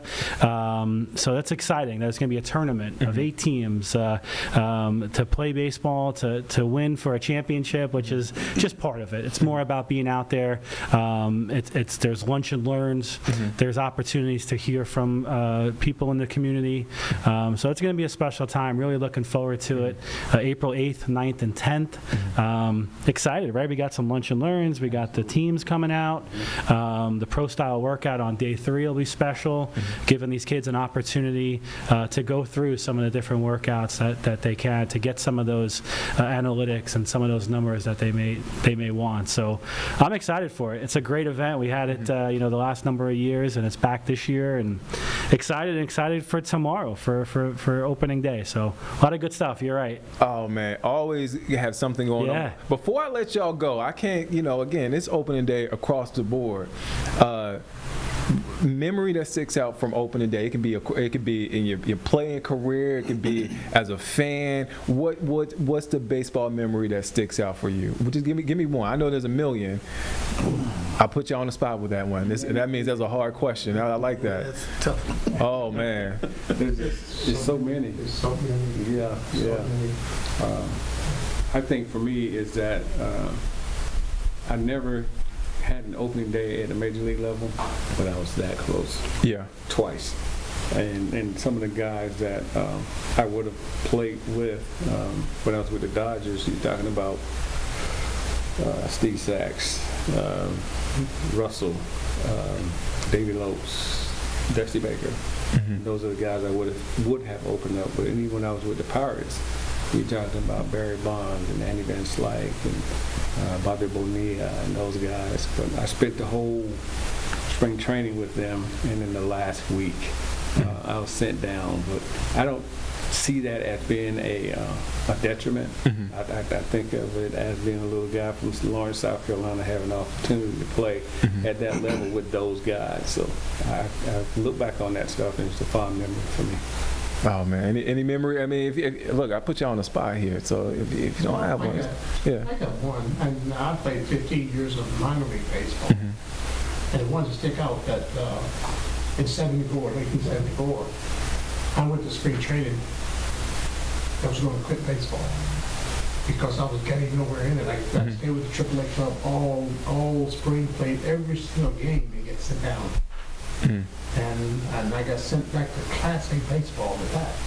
So all my friends, I told them, I told you, I think I'm going to pack it in. You know, don't do it. That's what they want you to do. I said, well, I'm going to go back out here and show them that I can still play. So I go out and win a Triple Crown that year. And what happened? He gets sent back to the same place. They tried to get me up to the major league. They called. They were trying to get a reporter came around and followed me around for 3 weeks. Mm-hmm. And did a 2-page article in Minneapolis paper. They banned him from the clubhouse, and they didn't bring me up. So those are fun memories, you know, that stick out. That I mean, I love the game because if I didn't, I wouldn't have played it for 15 years. I loved it, and I still love it, or I wouldn't be doing it with. Yeah. But it's the lessons, like you know, things don't always go your way. You get knocked down. Absolutely. But also, I mean, you're still around the sport though. Yeah, but they still, you know, in professional baseball, you know, it depends on how you end the year. It's going to determine where you start the next year. Mm-hmm. But that's not. I was a Minnesota Twin organization. If you can read back on them, then you'll know the reason why. Mm-hmm. And I tried to get out. The Dodgers tried to get me. They wouldn't deal with the Dodgers. But we were right up the street. Well, I'm surprised I didn't meet Morris when he was there. We played the Dodgers about every other day, and they tried to make a deal for me during the middle of the season. And then after the season, and their general manager, the director of minor league baseball, came up the first trip they made up and told me, we tried to make a deal with you, but they wouldn't deal. They just didn't want to see me leave, but they're not doing anything with me. Give me a chance to fail somewhere else, and I'm going to fail. Yeah. You know, it never happened. Man, yeah. What about you, Emmett? You got anything? Well, for me, being drafted out of HBCU. St. Augustine's University, Raleigh's own. Okay. I did my research now. And going to Rookie Ball and meeting the guys that you've seen play on TV. Willie Stargell, Bill Madlocks, Dave Parkers. On the field with these guys, and you know, on TV to me they look huge, big guys. But I get there, and these guys are no bigger than I am, like George Bretts and these guys playing infield. I said, oh, okay, I can play this guy. I can play with these guys.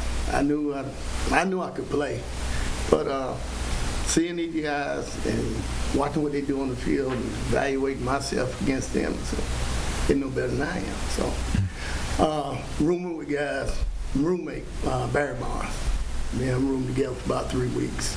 I've come back off an injury, and you know, just meeting people, enjoying. I wouldn't change anything in the world for being drafted by the Pirates. Go ahead, finish us off, Tommy. I know you got it. Me? Yeah, go ahead. Go. Oh, man, I don't have anything like that. I worked in minor league baseball for almost 20 years. Opening day is usually a blur to me because you're there with media at 3 a.m. and you're there till the end of the night. But opening day for a baseball fan is, I always say it's like Christmas Day. You're just so excited for it. You can't wait. You're anxious all day. It's the best time of the year. And then I always say too, every team is undefeated on opening day, right? So every team has a chance. But no, it's just a great day. When baseball comes back, you get excited. You're watching the games. You're really a part of it. And I'm excited for tomorrow. I'm excited for opening day here with the Carolinas Metro Reds and everything we have going. But opening day is special. It really is. Get my arm. Yeah, get your arm ready. I'm a righty, man. I'm a righty. Guys, right. I'm gonna have to throw a couple of pitches before. I'm just saying. And move the mascot all the way over there on the other side. You know what I'm referring to with his bull Durham? Yeah. Right. He said, hit the mascot. That's the only thing he can do. Shout out to Kevin Costner too. Thank you guys, man. I look forward to tomorrow, man. 9:15, everything kicks off right at the Stick. Am I correct? 9:15. Yep. Yeah. Say 9:15. 9:15. You don't want to miss it. Look, I say 9:15. Show up at 8 o'clock. There's nothing wrong with that. Get there a little early. Get the prime parking spot. Get there early, guys. Thank you again. I'm excited about tomorrow. Carolinas Metro Reds opening day tomorrow. They have so many great things going on. Thank you guys for stopping by. Thank you. Let's we'll be able to copy this. Yes, sir. Everybody, I was telling I got 2 sons and they're looking forward to it. Man, tell them I get them the link. I get Tommy the link. Tommy will take care of it. I'll get it to you. Let's head to break. We'll be back here in just 2 minutes. All right, folks. That's right. We are going to head to break. Thanks, Nick. All right, we're going to see you in 2 minutes.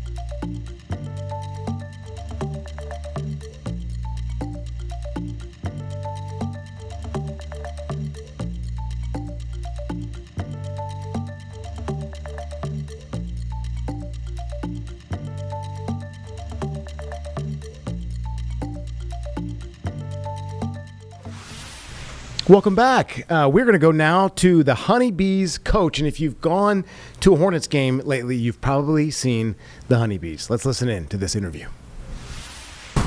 Well, an awesome time for the Charlotte Hornets, and it's great to be involved with the Hornets organization right now. They are just on such a hot streak, and because it is Women's History Month and it is wrapping up, we're going to show you someone that is in the full swing of it, really. After a big Hornets win last night, we welcome Anna Anna, right? Correct. Okay, Boise.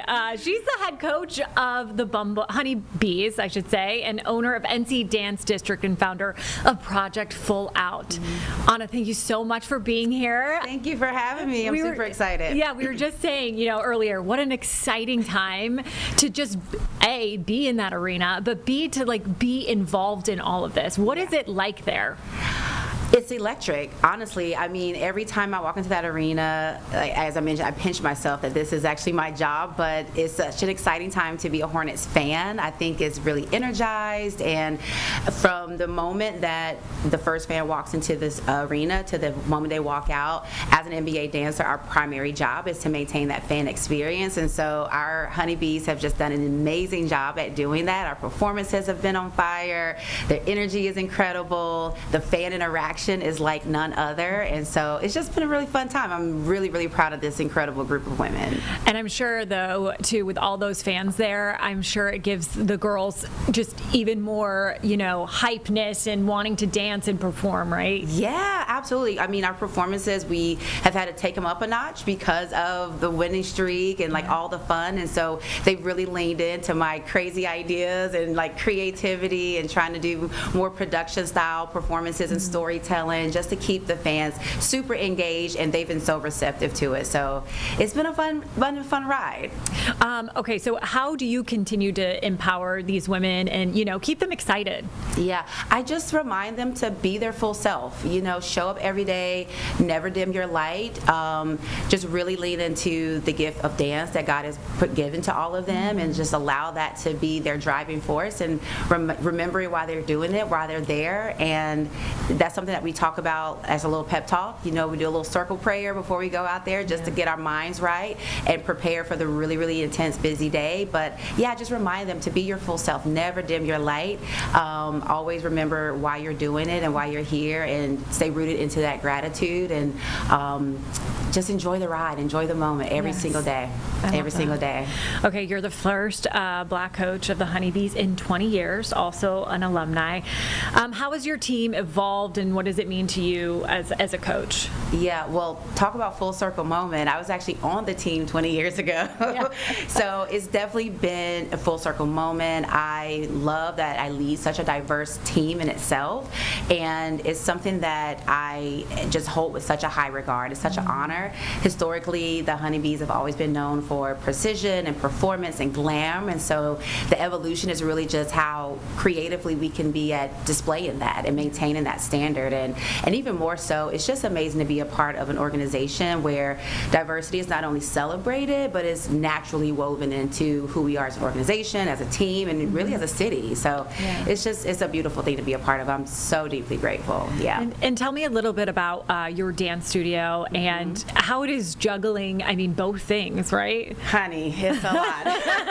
And talk about an intense season, and the studio, so it's like my child. We turned 15 years old in October, and it was such a joy to see it evolve into where it is today. I opened a studio 15 years ago because I felt there was a void of an establishment where aspiring dancers can continue their career outside of just the normal kid studio. And so as an NBA dancer, as someone that was really interested in getting into the business, into the industry, I wanted to create an environment that was supportive but also provided quality instruction. And so our mission is to create countless opportunities for local dancers to train, perform, and live out their dreams. And so that has been the driving force with the studio. And we have girlies in their 20s all the way up to their 60s coming through the studio and having a blast. And so it's just been a beautiful thing to watch. And also on top of that, you also have a nonprofit, Project Full Out. You are a busy, busy girl. Yes, I'm a busy bee. Yes, I am. Tell us a little bit more about that. So Project Full Out is our performance platform and obviously our nonprofit. So we have the studio at Dance District, but when the girlies want a little bit of an extra moment and they want to feel like Beyonce on the stage, we have this performance platform where over the course of 6 to 8 weeks we'll have a concentrated training program, and there's no pre-requirements. You don't have to have a super extensive dance background. Just be committed to yourself. And we produce a whole show, and it's big lights, camera, action, big production, and it's just so amazing to watch. So I see them transform from like shy in the studio just with their girlies to like on a stage, and you can't tell them anything. You would think they were like the star of the show, and so it's a beautiful thing. We call them second chance dancers, and it's just a way for them to kind of continue to live out their dreams. And if people want to get involved in that, or how can they find information on that? We are on all platforms all over, so either search for Project Full Out. You can go to projectfullout.com for information on our nonprofit and our performance platform, ncdancedistrict.com for the studio, and of course you can find the Honeybees at the Spectrum Arena. Do you have a question? I do actually. Okay, yes, I Charlie. answer myself, and like you do so much with dance. I mean, I know it's just demanding on your mind and your body. Like, what fuels you? Yeah. Honestly, dance is such a universal language. For me, even when I was on the stage and as a performer, it was never just about performance, but how it helped me connect with people.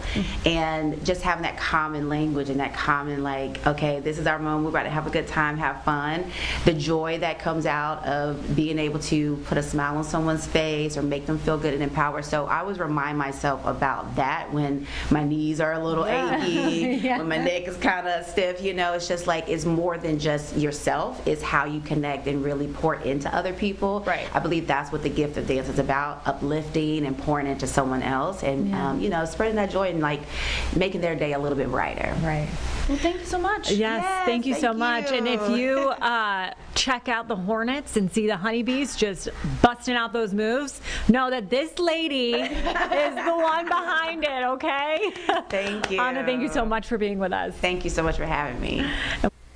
All right, guys, what an awesome interview. Please be tuned in for the Honeybees over the course of the rest of the season. All right, we're going to take another 2-minute break and have more on a couple of scams for you and BBB scams from them. More to come in 2 minutes.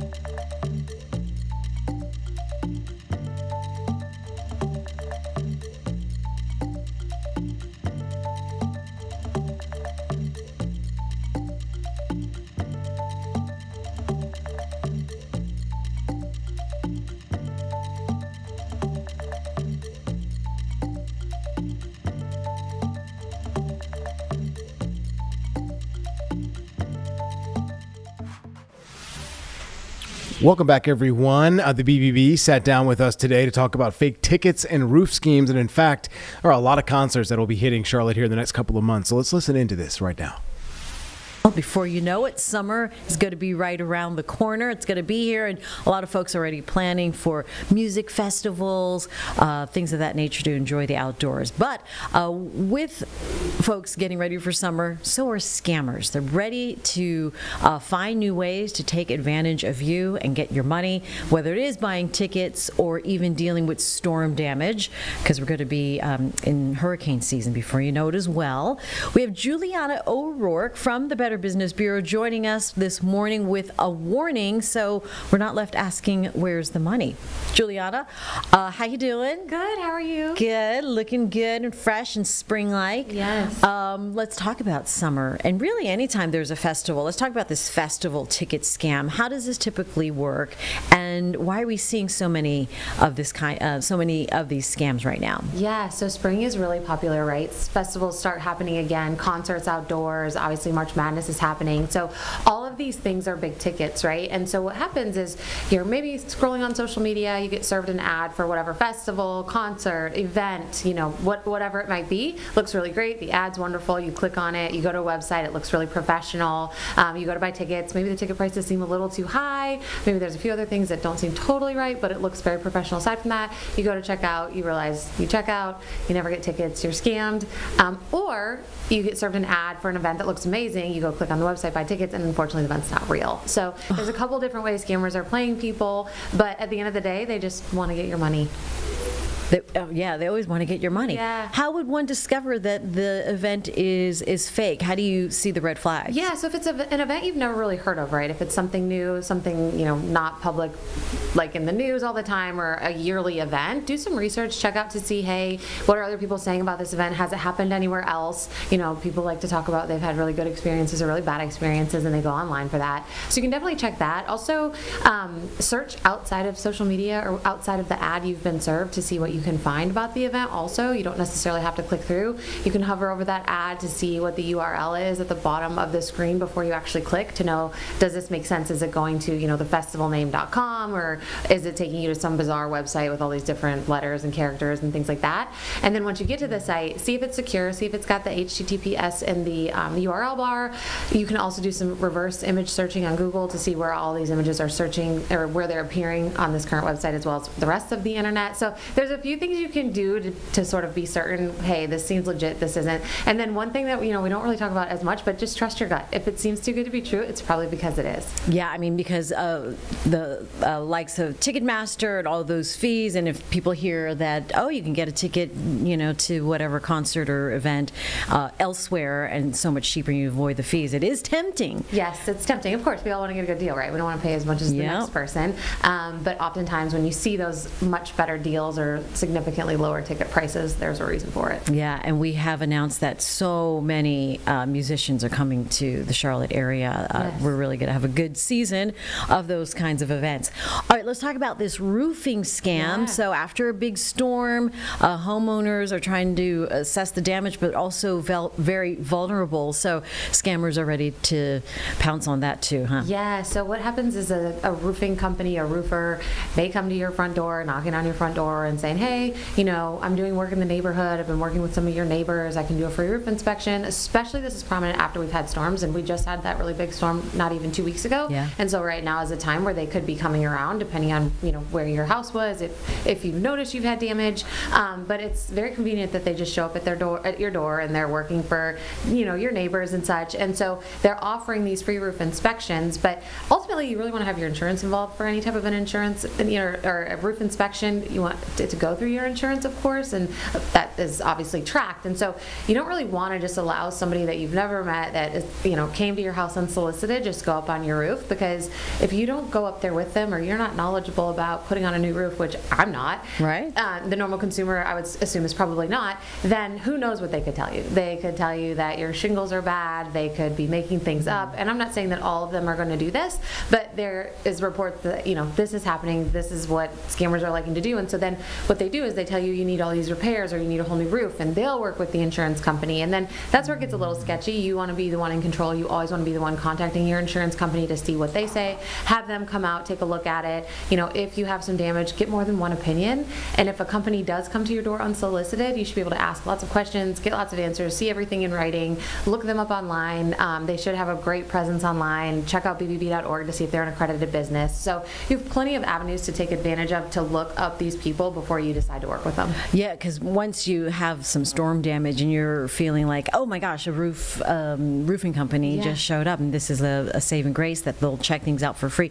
Is that not standard then for a business? Yeah, so free roof inspections are really standard. Okay. What's just not quite as standard is somebody just showing up at your door unsolicited, because as you can imagine, this is people's time, which equates to money, and so they want to do the free roof inspections because it's worth it for them. If they do a free inspection and somebody signs on for a job, we all know roofs are very expensive, so it's worth their time. It's just when somebody shows up at your door, you didn't call on them, you didn't ask for it, that's when it's kind of like, is this actually legitimate or not? All right, so ask the questions, a lot of them, if they do show up to your place, and hopefully, things, you want to go through your insurance company first too, right? Yes. All right, so what else do we need to know about the roofing scam? Yeah, so I would just say that, anybody that's coming to your front door that you're not asking to have at your front door, regardless if it's a roofer or anybody offering repairs, just be very careful and always research adamBBB.org. We have lots of great accredited businesses, especially roofing companies. We have tons of them. Check them out, see what people have to say, see what their rating is, and that way you can feel a little bit more confident if you decide to hire somebody. Yeah, very good. And it's always good to check out your home anyway before season. Yes. Get all those inspections done, and so you're not waiting in line and you're not being price gouged and being taken advantage of. Juliana O'Rourke from the Better Business Bureau, always coming in with some good information. We thank you so much. Thank you. All right, folks, rounding out our 2 hours of coverage here, wanted to update you on a ground stop that we had at Mid-Atlantic airports because of a system or a problem with the system at the regional control facility. It looks like everything has been lifted at Dulles, DCA, IAD, Charlottesville, and even Richmond, so RIC. As you know, 5 different airports were on a ground stop about an hour or so, and things have now been figured out. We are also watching a scene near Uptown, but we'll have more for you on that. Seems like somebody could have been struck by a train. If you have seen a large police presence near Uptown, that is what happened. We are awaiting more information from CMPD and medic, but from one of our people who are on the scene, seems like they are okay walking and talking with police. We'll have updates for you on all the stories that we had tonight on WCNC Charlotte at 11. We'll see you then.